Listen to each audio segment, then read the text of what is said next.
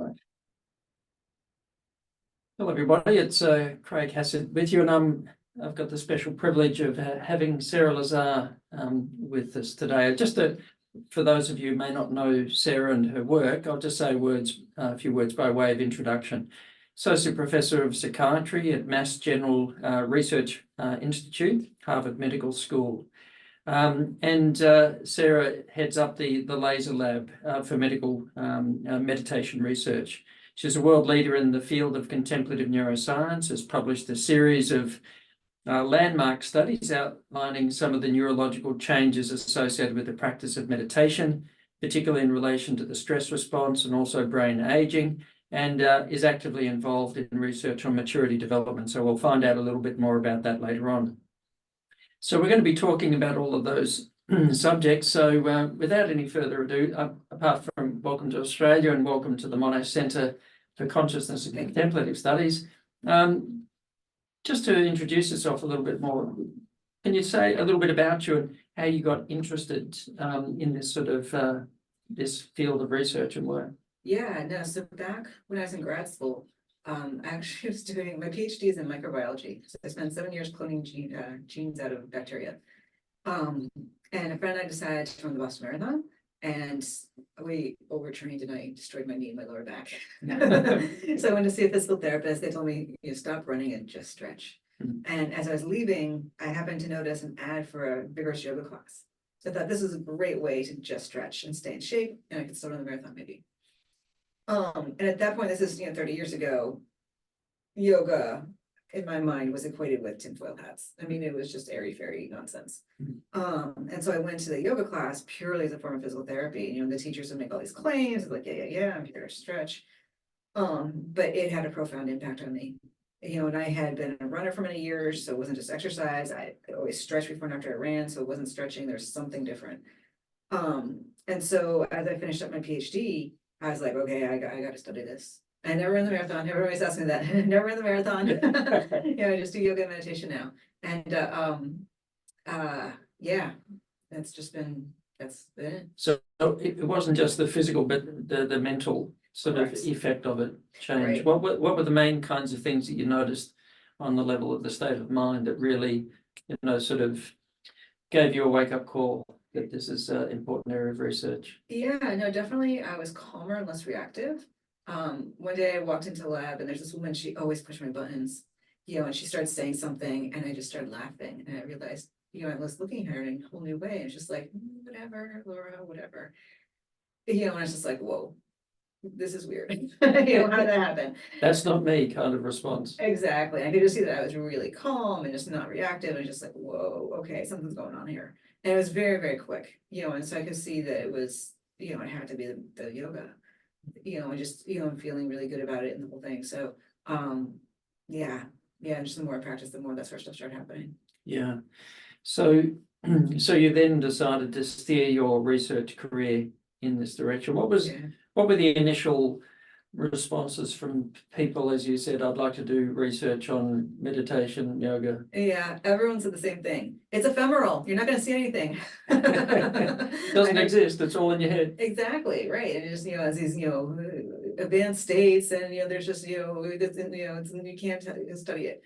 But back in the 70s and 80s, a bunch of EEG work had been done. So clearly we could study it. And also I felt like, okay, my brain is changing somehow. So somehow, something in the brain had to happen. So we had to be able to test it and to be able to demonstrate it.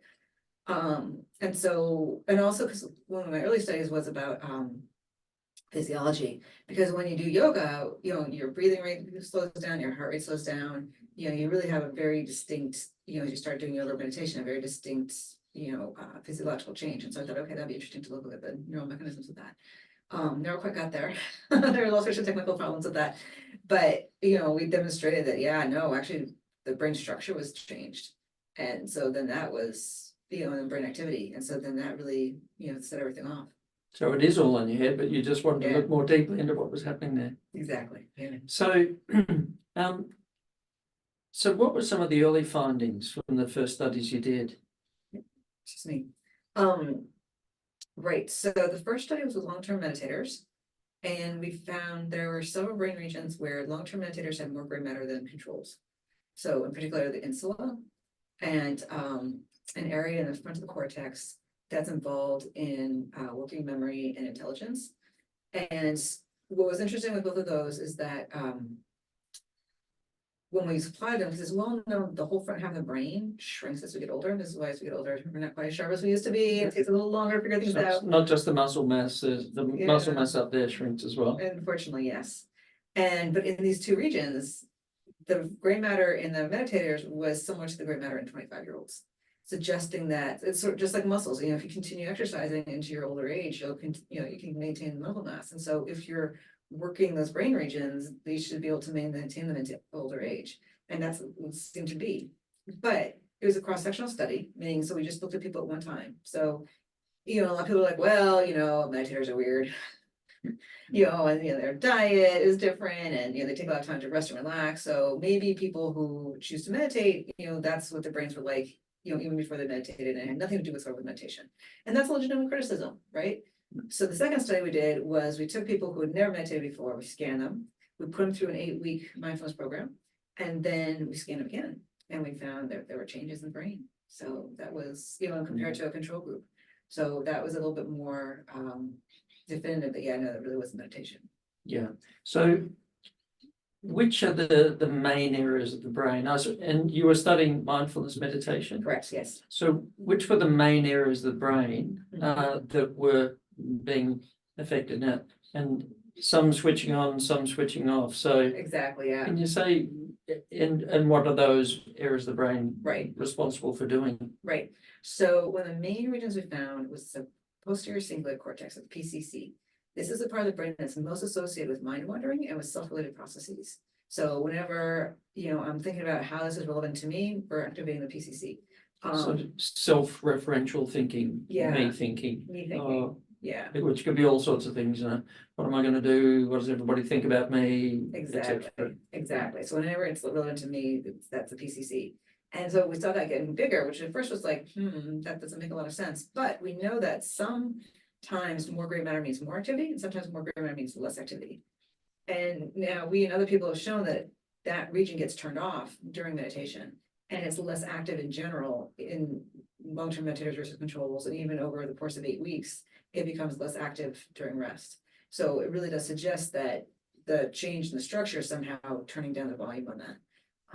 And so, well, just for a start, sometimes people say meditation, well, you're just sitting there thinking about yourself, yeah, and it sounds like it's the opposite of that, stopping thinking about ourselves. yeah, Which is exactly. a bit of a relief.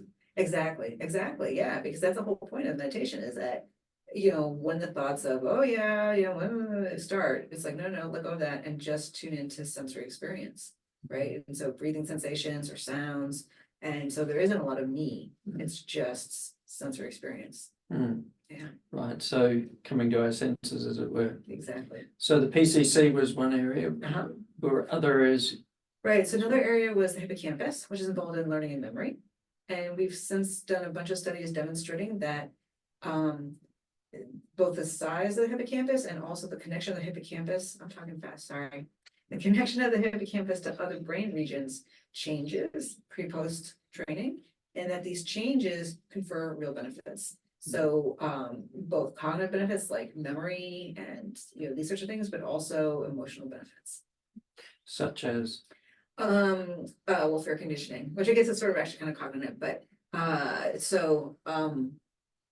yeah, that's a hard one to explain. But so good old Pavlov, with the dogs and the bells and the food, we did the same thing, but instead of bells, we used lights. Instead of food, we used electric shocks, and we paired them. And so then, so you pair them, and then you unpair them, and then you bring them back the next day, and you say, okay, do they remember that, the light means I'm gonna get shocked, or do they remember that light means I'm safe? And we know that people with anxiety and depression, they don't remember very well. And it's because of the hippocampus is compromised in people with anxiety, depression. And so what we found was, that the change in the hippocampus conferred better ability to remember that the light meant I'm safe. Which is it's important for, like, say, PTSD, because you need to know, when I'm back home, I'm not in the war anymore, that, okay, if I hear backfire, I'm still safe, and I can let go of the fear and whatnot. So, okay, it's like, okay, now I'm safe. So, it has a lot of implications for PTSD and other anxiety disorders. So is this one of the things with anxiety, is that it's very easy and common to anticipate when events are coming up. So we've activated the stress response dozens of times before even getting there. And whereas, so for the meditators, what do they sort of stop doing that? Right, exactly. Yeah, and this is, again, just 8 weeks of practice. And what we found was, another thing we found was that, so the controls activated visual cortex, and an area of visual cortex that's involved in sort of hypervigilance and sort of anxiety. It's real known to Really? with anxiety. You Yeah, know, on the alert, ready to be. exactly, No. exactly. Correct. Versus the meditators were paying attention to their hand where the electrode was placed. And we didn't tell them to do that. We didn't tell them to be mindful. We didn't tell them anything. We just said, hey, go in the scanner, we're going to shock you. And so we lit the lights. Is that the kind of thing you like to do in your lazy time? Yeah, no, so I'm not gonna do that one again. But it's a very mild electric shock, a very mild electric shock. But yeah, so even though they knew they were gonna get shocked, they were paying attention to their hand. And what they also did was that, So if there was a sensation, they responded. If there wasn't, they didn't. exactly, Yeah. and they were just paying attention to what, it's the definition of mindfulness is paying attention in the present moment to what's actually happening, right, non-judgmentally. And so it was really clear that they're paying attention to their present moment experience non-judgmentally. Because then the other thing we found was that the more they pay attention to their hand, the better they remembered it. And also, there was less anxiety. And so it was really clear that so mindfulness, because lots of times, people do a body scan or the breath awareness, and it's like, okay, yeah, it's nice, it's sort of calming me down, but is it doing anything? And the short answer is that, yeah, by practicing paying attention to your body, then when you're in these unpleasant situations, you sort of do it spontaneously without even having to think about it, right? Again, we didn't tell them to meditate. They just spontaneously did it, and that was more adaptive. Mhm. So it's, you really are practicing being in the present moment, and that really is adaptive. Yeah. So this sort of tendency to be able to respond to things when they're there, but not to be stressed when they're not, Yeah, seems to, must time and again be switching off the unnecessary activation of this whole stress or fight or flight response. exactly. Yeah, Well, that would have to be good physiologically, not just Exactly. neurologically and emotionally. exactly. Yeah, yeah. So there are people often talk about these different aspects of suffering. Like when something happens in life, or there's a physical sensation, might be unpleasant. But so with there's that, but then it's what we make of it, Mhm. the thinking, the elaboration on it, the anticipation of it, the replaying of it. Yeah. So we're able to sort of cut that Exactly. short. Exactly, right, because that's the thing, is because they see the light and then there's like a second or two and then they get the shock. And so that's the thing, and so they didn't know if the light meant they're gonna get shocked or not. And so instead of being like, oh my God, I'm gonna get shocked, it's just like, okay, maybe I get shocked, maybe I don't. And so just being open to whatever is and being okay with whatever is. So kind of equanimity. And Exactly. did the people who practice mindfulness, did their brains register that they were feeling things more, or feeling things the same, like physically, but they had obviously less emotional reactivity to it. Right, exactly, yeah, because the hand area got lit up only in the meditation group, not in the controls. So it really was clear that, yeah, they are paying attention to the sensory experience and the controls were freaking out about the lights.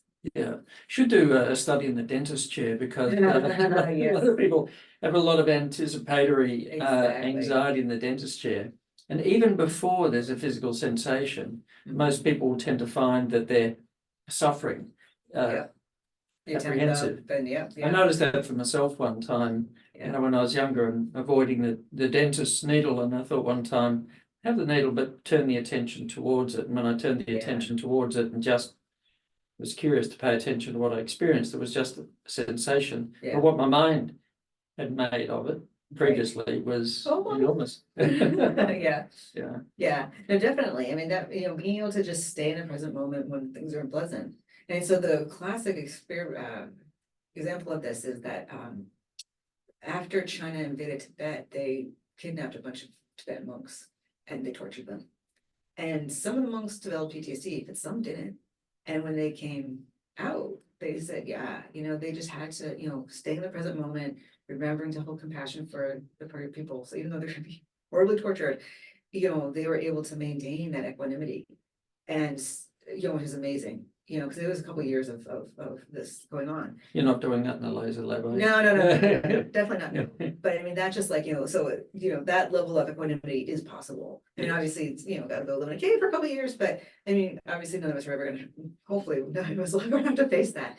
But for, the dentist chair, little aches and pains of life. Flying. Exactly. Thousands of things. Yeah. So you mentioned the hippocampus, the amygdala Uh-huh. is a really important part of this whole area. So what happens with the amygdala? And Right. what is the amygdala?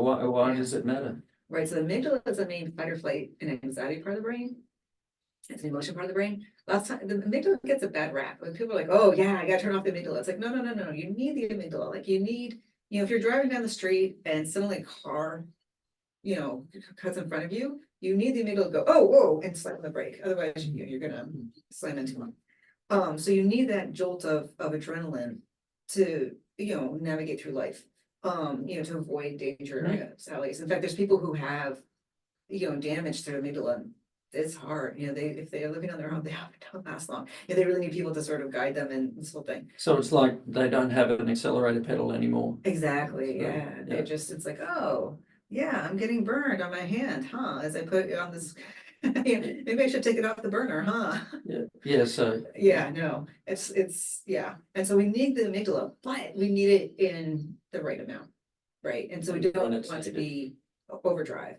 And so what we see is that the amygdala gets smaller and that the change in the amygdala. with meditation. With practice, meditation, yeah. And that the change in the amygdala correlates with decreases in stress. So for people with anxiety, what we found was that the activity and the connections of the amygdala changed. And that also correlated with decreases in anxiety. And in particular, what we found was that, so people with anxiety, when they see neutral faces, their amygdala fires, right? So most of us, if you see a neutral face, whatever. But for people with anxiety, it's like, oh my God, what's this person thinking? Oh no, oh no. And so they're, need to figure out, we need more information. So if they see a smiling face, they're okay. Right, or an But angry a face. neutral or an angry face, the amygdala fires off. Exactly. And so again, in the case of an angry face, again, you don't want to just be like, okay, the person's angry. Like, no, you want them to be able to say, hey, okay, this person's angry. I need to do something. Need to pay attention, need to be alert. Yeah, figure, okay, why is this person angry? Is there a danger? Is there a threat? How do I deal with this? Right. So you need that. And so that didn't change, and that's good. But the neutral face, because there's no threat there, right? And so they were less reactive to the neutral faces, and so which is more normal. So again, just 8 weeks of practice. There was some Melbourne researchers and elsewhere have shown that in early development, some of them were originally animal studies and then later on human studies. So children brought up in a really particularly for young males, brought up in an abusive or really stressful environment, the amygdala got very large and the prefrontal cortex did not develop very well, so they're primed for impulsivity and bad decision making and even aggression and violence. So this can happen developmentally. Right. So even for children, now adolescents or young adults like that, if they practice these skills, will it actually have an effect on down regulating the amygdala? Does the amygdala quieten down, or is it reduce in size, or both? Or right. So we've actually done a study with people who had experienced some form of childhood adversity, and they benefited from it. And both the amygdala and the hippocampus changed both structure and function.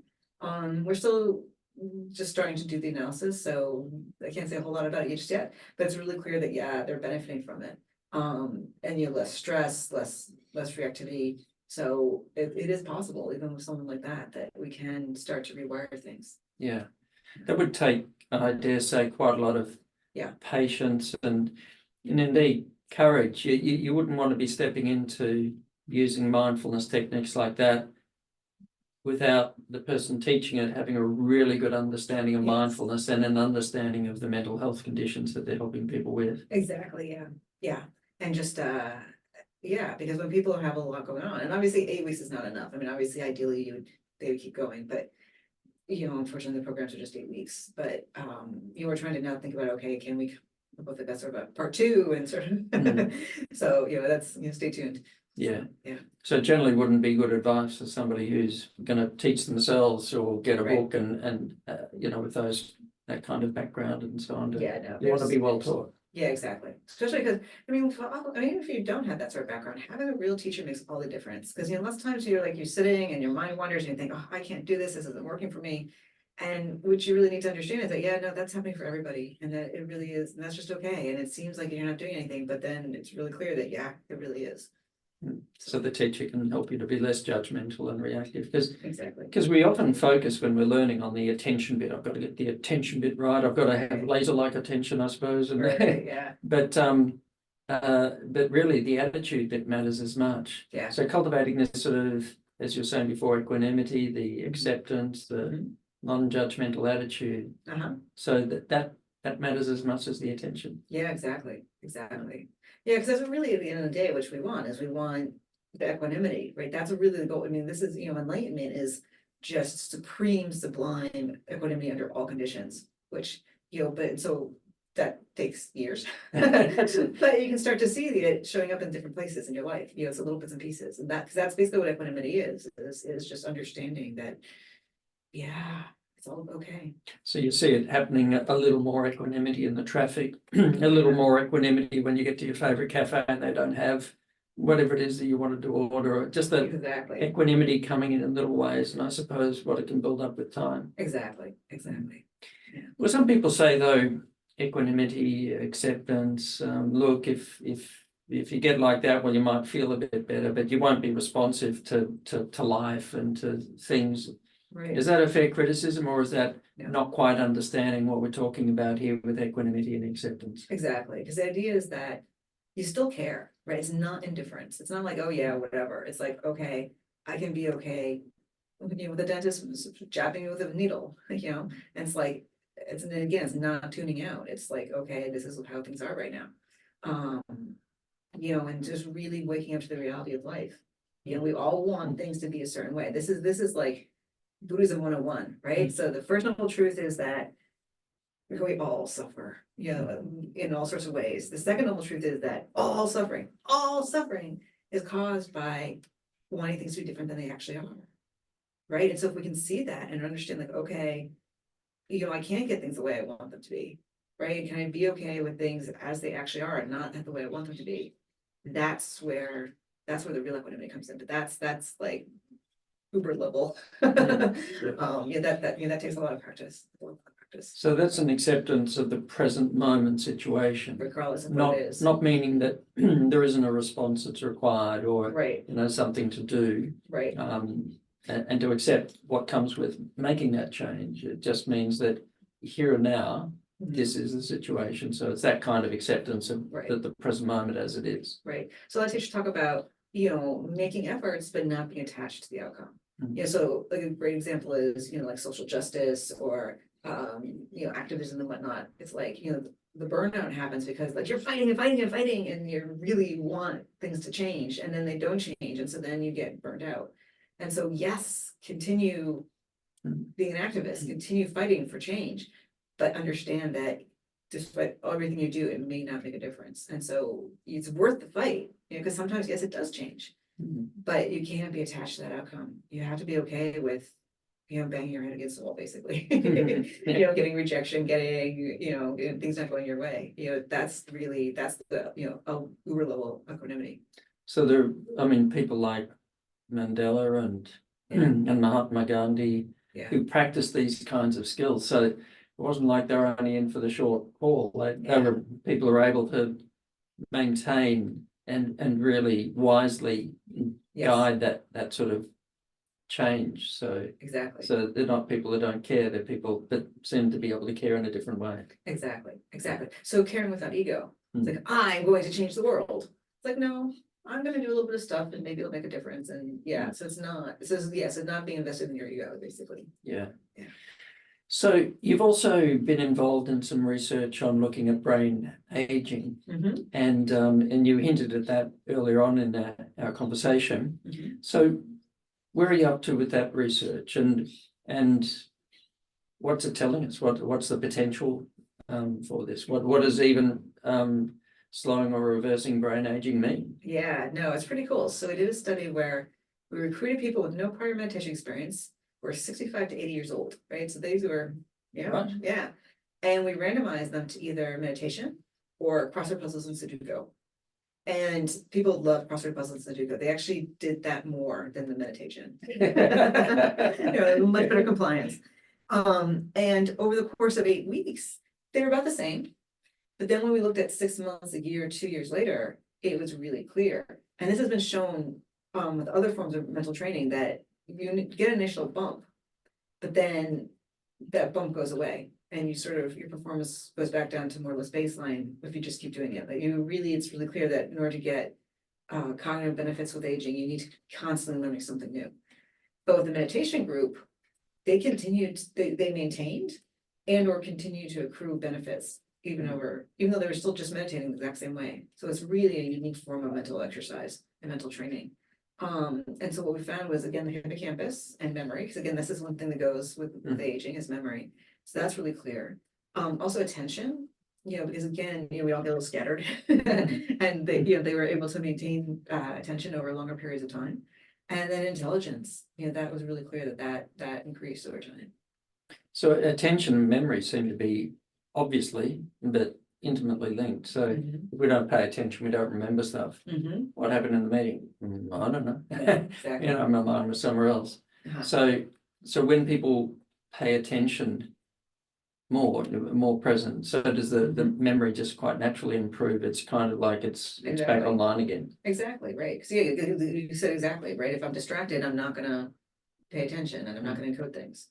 Right. And so, but if I'm just, especially, so what often happens is like you're looking at things and then in the back of your mind, you're like, okay, well, yeah, when this is done, I need to go and get some lunch and then, so you're kind of sort of doing the task, but not really. Right. And we know that this happens. And so, there's a lot of that going on and you're not going to do as well as if you're really paying 100% attention. And so with the meditators, it looks like, yeah, they really are able to maintain attention. And, what we showed was that we did a really boring task.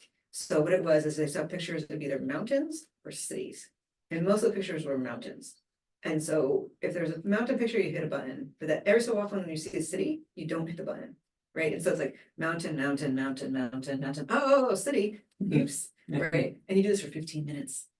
Right. Really boring task. And what we see is that, baseline, people do okay for the first minute or two, but then performance really starts to fall off. After the crossword puzzles and Sudoku, they continued that same pattern. But for the meditation group, they were able to maintain performance over longer and longer periods. So about 2 years, they were able to more or less maintain performance over the entire 15 minutes. So it's really clear that, because which makes sense, because when you're meditating, you're just, it's really boring. Excuse me. And they're able to maintain them, over longer periods of time. And this is important because as we get older, as I said, it's a huge issue because, all the scams and stuff like that, so they're not paying attention, we can't figure things out. And so being able to be able to pay attention and to be able to maintain attention is really important. Did you find a relationship between adherence or the amount of practice and the amount of improvement? I mean, it kind of stands to reason, like in exercise, the more you do, the fitter you get or the stronger you get. Was the same thing found? Did you measure that? Yeah, it was, I'm forgetting now exactly. I think it wasn't a strong correlation. I think there was some, but not a huge one. So the thing with meditation that's interesting, it's sort of like once you get 2 + 2, you got it. You don't need to keep practicing 2 + 2 + 2 + 2, right? And so there's some things with meditation that once you get it, you got it. And other things that no, you need to keep practicing it.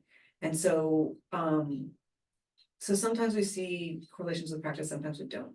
There's also, we think there could be ceiling effects. And so with the hippocampus, especially if people are healthy, there's only so much space for their hippocampus to grow. And so So we're thinking, because there's some hints that may be happening. Because what we see is that the people who start off with a smaller hippocampus have a big change, but people who start with a larger hippocampus, they only see a small change, and so probably there's an upper limit.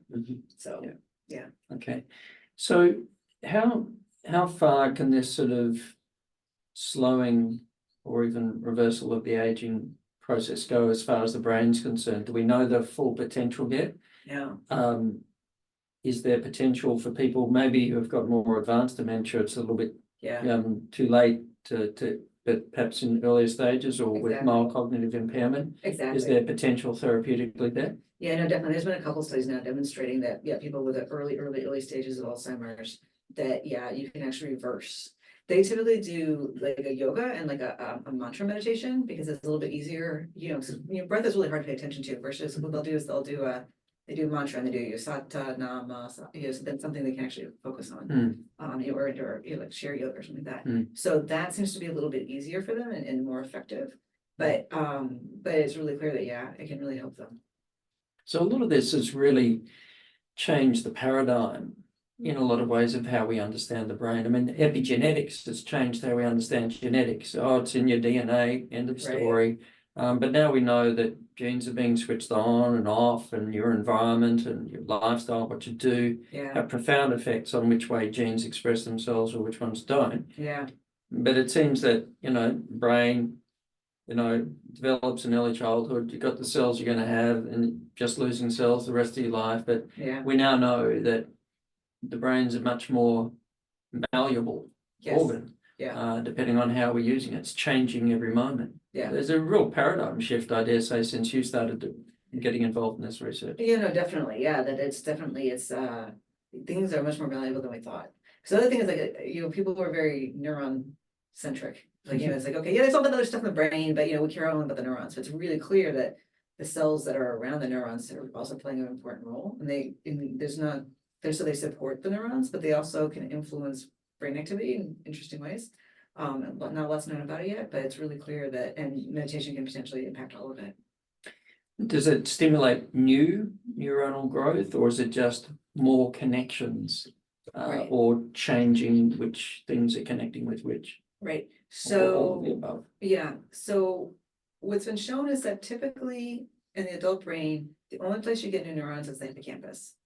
So in the hippocampus, maybe we're getting some new neurons. But it's also clear that the connections are also changing. And then the rest of the brain, it's either the connections of the neurons or again, some of these helper cells that are around it. Because again, we know that it's doing good stuff and we just don't know, the MRI is not sensitive enough to be able to go in and say, okay, well, we're getting there though. That's the study I want to do. That's on my to-do list. So because it's getting better now. So another whole field of interest for you has to do with, what at one time was called ego development, but ego became a little bit of a dirty word, and more called maturity development now. What got you interested in that field of research? Right. So back a while ago, someone gave a talk and was talking about maturity development, and when they explained what happened, and I'll explain that in a second, I was like, oh my God, this is what meditation does. Like this is meditation. This is the fruits of practice. And so the idea of maturity is that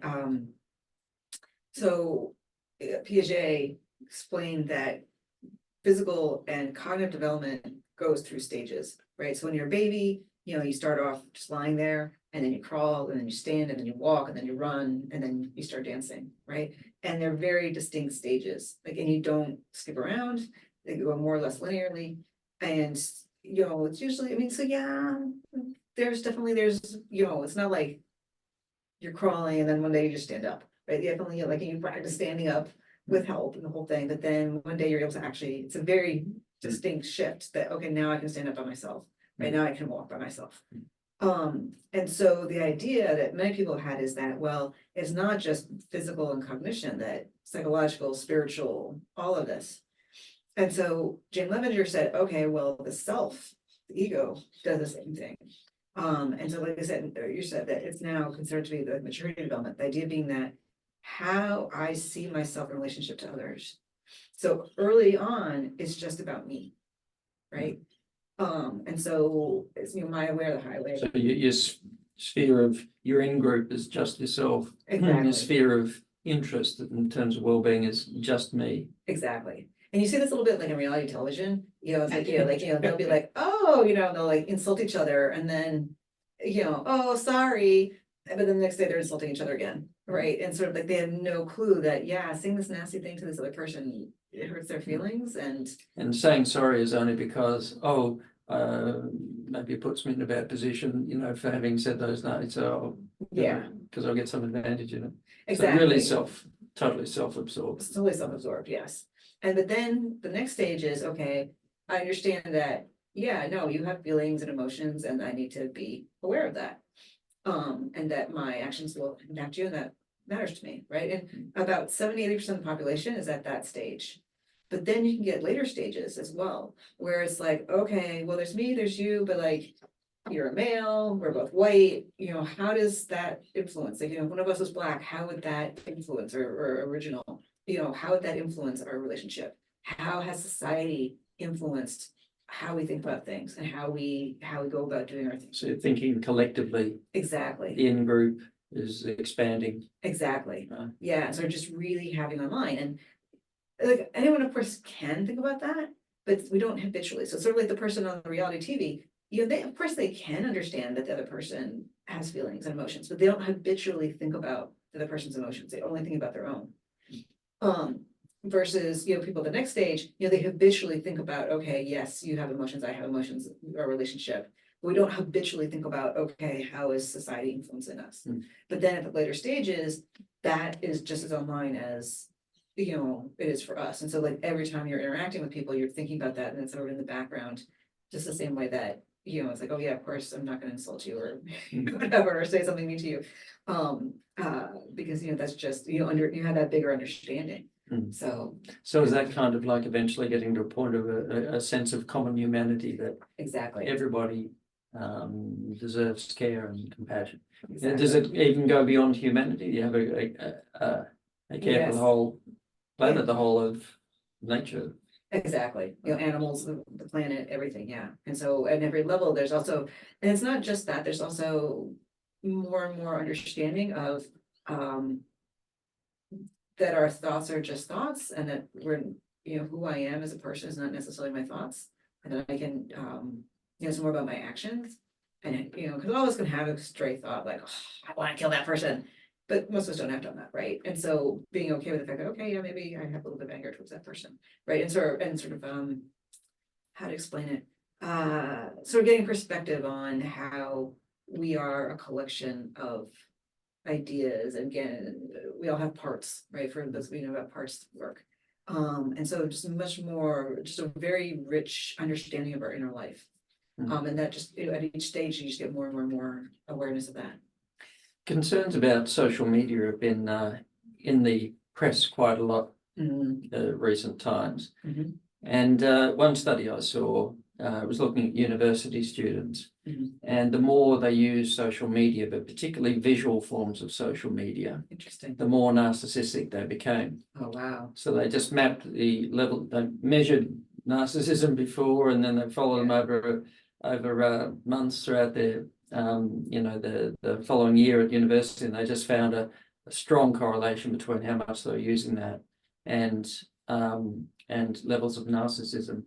Other studies have followed adolescents for over years. One Australian study was looking at nearly 3,000. They found that the more using social media, and particularly online on the internet all the time, the more they used it, then the poorer they did on emotional development and emotional regulation, etc. Makes sense. Is this one of the main challenges we've got these days? Is social media having pushing people lower down the scale in terms of maturity development, or we don't know? We can have a hunch that it might, but we don't know yet. No, we don't know yet. Yeah, unfortunately. Because really that generation is just really coming, that's really had it from day one. It's really just coming into adulthood now. So, but I suspect that, like you said, I suspect that they will be a little bit less mature. I mean, you kind of sort of see that a little bit. Just anecdotally, you sort of see that sometimes people really maybe not quite as engaged as they might be. Yeah.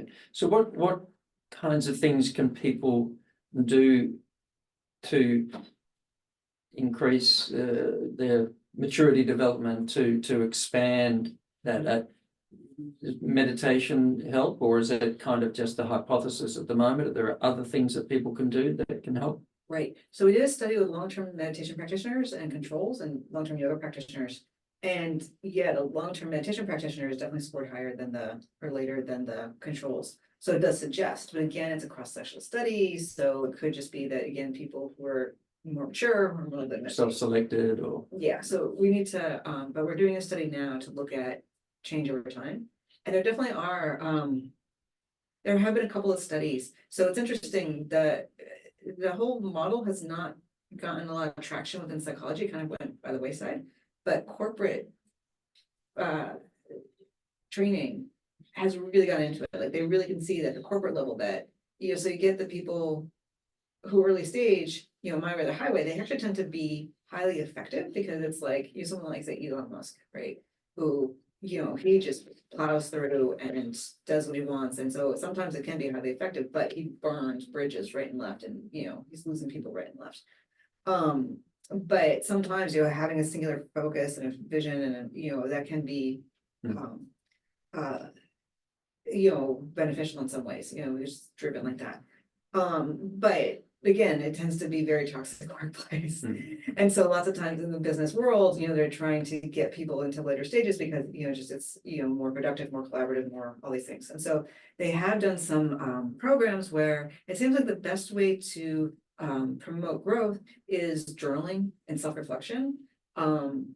Because then you're really starting to see, okay, my actions, here's the impact of my actions. And just really starting to get some perspective on that. So that seems to be an effective way. Possibly meditation, and then those are what we know so far. Yeah.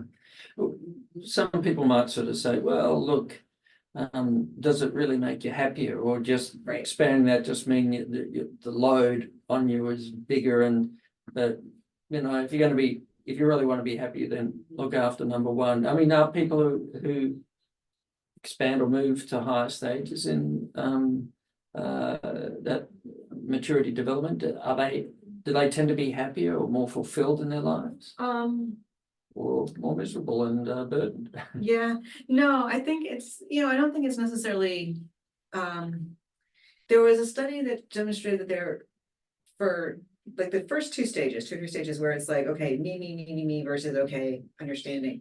There was a strong correlation between stage and well-being. But then once you get to a certain stage where it's called post-conventional, where it's when you really start to go inside and you realize, okay, it really is not just about me, and that really getting a deep understanding of stuff, that correlation falls off.